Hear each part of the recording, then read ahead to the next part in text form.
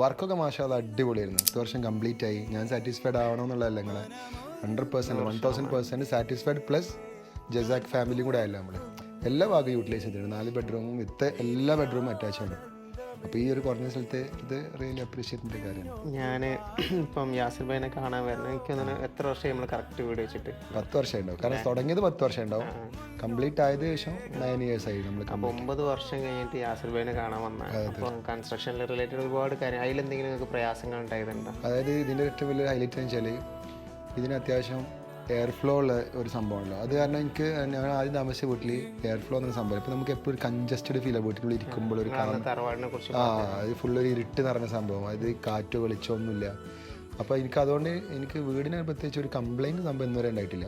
പിന്നെന്ന് വെച്ചാൽ നമ്മളെ എല്ലാം സ്ട്രോങ് ആണ്. ഇപ്പം താഴത്ത് ഇപ്പോൾ അന്നത്തെ മാർബിൾ നമ്മൾ എടുത്തത് ഇന്നും ആ ട്രെൻഡിൽ തന്നെയല്ല. അന്ന് നിങ്ങൾ പറഞ്ഞത് നിങ്ങൾ ഗ്രാനൈറ്റിക്ക് പോകണ്ട, മാർബിൾ എന്നും ഉണ്ടാവും എന്നുള്ള രീതിയിൽ കൺസെപ്റ്റ് അതൊക്കെ ഒന്ന് അടിപൊളി. ഇപ്പോൾ എത്രയും ഫിനിഷ് നമ്മൾ 2 പോളിഷ് പോലും ചെയ്തിട്ടില്ല. വർക്കൊക്കെ മാഷാ അടിപൊളിയായിരുന്നു. ജസാക്കിൻ്റെ ഒരു പ്രത്യേകത അതാണ് കേട്ടോ. ഇന്ന് വരെ നമുക്ക് ഒരു ക്ലയൻറ്റിന് നമുക്ക് മുഷിപ്പിക്കേണ്ടി വന്നിട്ടില്ല. അപ്പോൾ എല്ലാവരും പുതിയ സൈറ്റുകൾ എന്ത് ചെയ്യുന്നുണ്ട് ആയി കഴിച്ച് നമ്മളിത് ഇങ്ങനെ ചെയ്തു എന്ന് എക്സ്പ്ലെയിൻ ചെയ്യുന്നു. പക്ഷേ നമ്മളൊരു 10 വർഷം 15 വർഷം മുമ്പ് ചെയ്തു കൊടുത്ത ക്ലയൻറ്റിൻ്റെ അവസ്ഥ എന്താ? അവരെങ്ങനെ അവർ ഹാപ്പിയാണോ, അവർ സന്തോഷമായിട്ടിരിക്കുന്നുണ്ടോ നമ്മളെ പ്രൊഡക്റ്റിൽ?